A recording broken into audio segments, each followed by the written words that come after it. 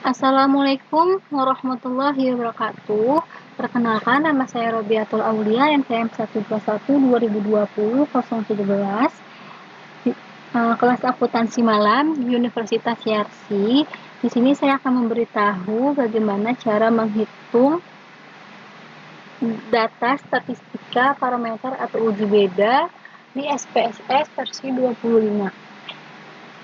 Sebelum kita masuk ke dalam SPSS-nya, kita harus mengetahui apa sih dari statistik parametrik itu. Di sini statistik parametrik itu yaitu ilmu statistik yang mempertimbangkan jenis sebaran atau distribusi data, yaitu apakah data menyebar secara normal atau tidak.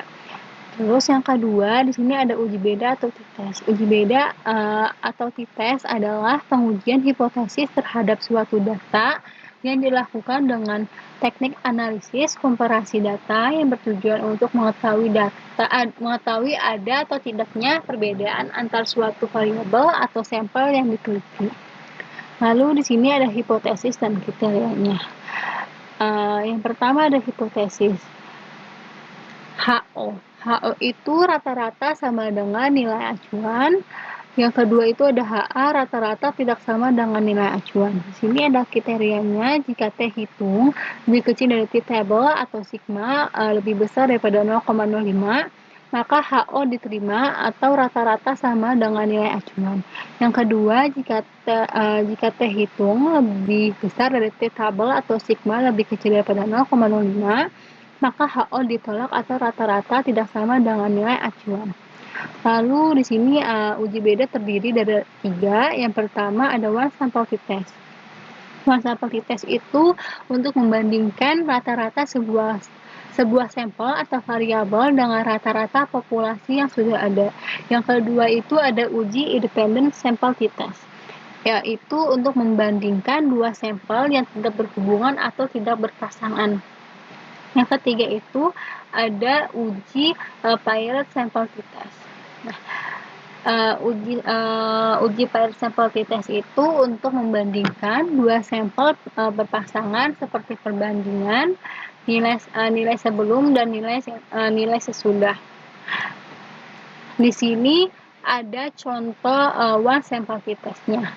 Contoh kasusnya itu, seorang peneliti membuat dugaan yang menyatakan bahwa nilai rata-rata berat badan mahasiswa FEB Yarsi angkatan 2019 adalah sama dengan 55 kg.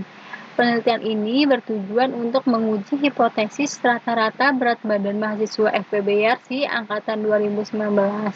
Dalam kasus ini, peneliti memilih melakukan pengambilan data secara random atau acak dengan jumlah mahasiswa FEB Yarsi angkatan 2019 yaitu sebanyak 10 orang mahasiswa.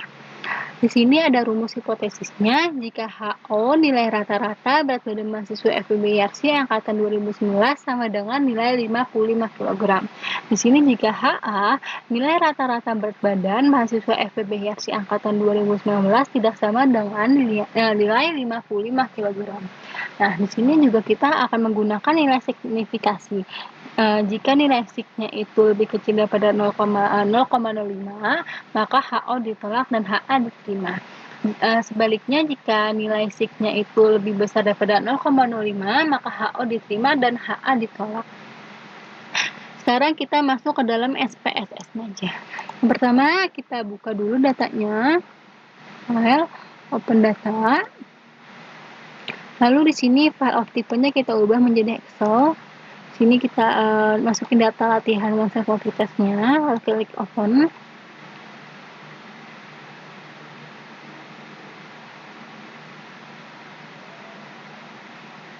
Lalu klik OK.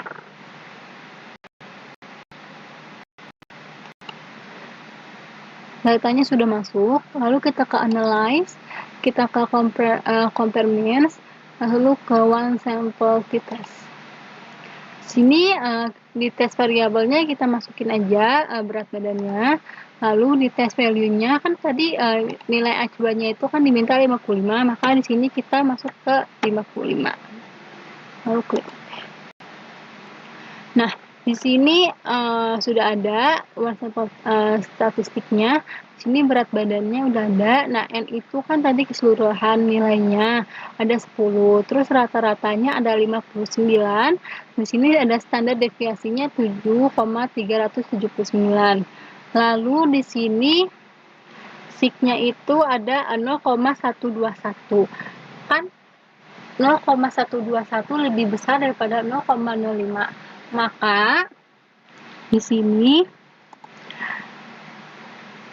HO diterima dan HA ditolak. Jadi HO nilai rata-rata berat badan mahasiswa FEB YARSI angkatan 2019 sama dengan nilai 55 kg. Di sini kan dari 55 ke 59 kan nggak terlalu jauh, maka HO-nya itu diterima. Lalu kita ke contoh soal yang kedua. Di sini ada independent test.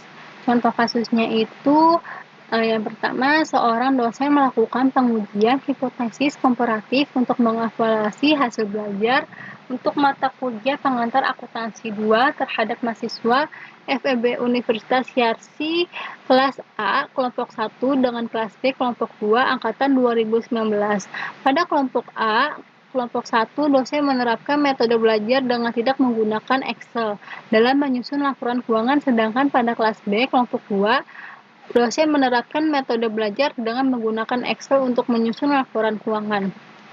Di sini variabel value-nya kelompok 1 tidak menggunakan Excel, kelompok 2 menggunakan Excel.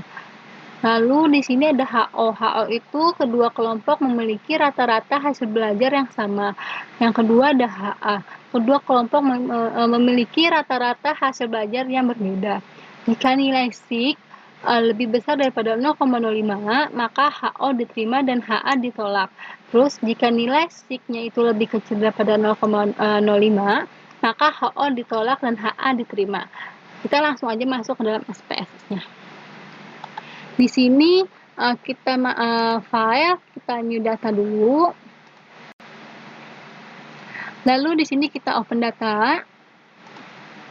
Kita ubah juga ke dalam Excel. Lalu kita masukin data latihannya, klik open. Setelah itu klik OK. Nah, di sini sudah ada datanya. Lalu kita klik analyze kayak tadi, compare means, lalu ke independent sample t-test. Untuk di tes variabelnya itu kita masukin nilai. Untuk di grouping variabelnya itu ini kita masukin kelompok. Nah, tadi kan kalau untuk grup 1 itu, kelompok 1 itu tidak menggunakan Excel. Kalau grup 2 itu menggunakan Excel. Lalu kita klik continue. Dan oke. Nah, di sini sudah ada kelompok 1 dan kelompok 2. Kelompok 1 itu tidak menggunakan Excel, jumlahnya itu ada 15 dengan rata-rata 82,27. Kelompok 2 itu menggunakan Excel dengan jumlah 15 dan rata-rata 88,60. Lalu di sini ada nilai equal variance assume sama equal variance not assume.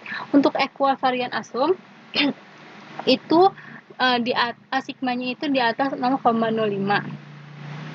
Dan di sini equal variance not assume sigmanya itu di bawah 0,05. Maka di sini kita ambil di equal variance assume-nya. Untuk di sig-nya itu ini kan 0,022 itu lebih kecil daripada 0,05. Maka HO-nya itu ditolak dan HA diterima. Nah, kalau misalnya itu di sini HA, karena kedua kelompok itu memiliki rata-rata hasil belajar yang berbeda. Nah, di sini itu kan dari kita lihat itu kan rata-ratanya berbeda tuh. Maka di sini HO-nya itu ditolak dan HA-nya diterima. Kita lanjut ke soal pirate test. Nah, Virality test. Contoh kasusnya itu sebuah perusahaan farmasi melakukan penelitian dari obat penurun berat badan terhadap beberapa sukarelawan mahasiswa Universitas Yarsi. Sebuah penelitian dilakukan dengan mengambil sampel berat badan sebelum diberi obat dan berat badan sesudah diberi obat. Di sini HO-nya itu tidak ada perbedaan rata-rata, HA-nya itu ada perbedaan rata-rata. Jika nilai SIK-nya itu lebih kecil daripada 0,05, maka HO ditolak dan HA diterima. Jika nilai SIK-nya itu lebih besar daripada 0,05, maka HO diterima dan HA-nya ditolak. Lalu kita ke dalam ke SPSS-nya. Di sini kita klik open data, lalu kita ubah tipenya ke Excel, kita masukin datanya, klik open. Lalu di sini kita klik OK. Lalu kita ke analyze, compare means, dan ke pirate sample test. Di sini untuk variabel satunya itu sebelum, untuk variabel keduanya itu sesudah. Lalu kita klik OK. Nah, di sini sudah ada berat badan sebelum menggunakan obat dan berat badan sesudah menggunakan obat. Di sini rata-ratanya sebelum menggunakan obat ada 66,81, sesudahnya itu ada 61,94. Di sini jumlah datanya ada 16. Nah, di sini kan SIK-nya itu kan 0,0, di sini juga 0,0.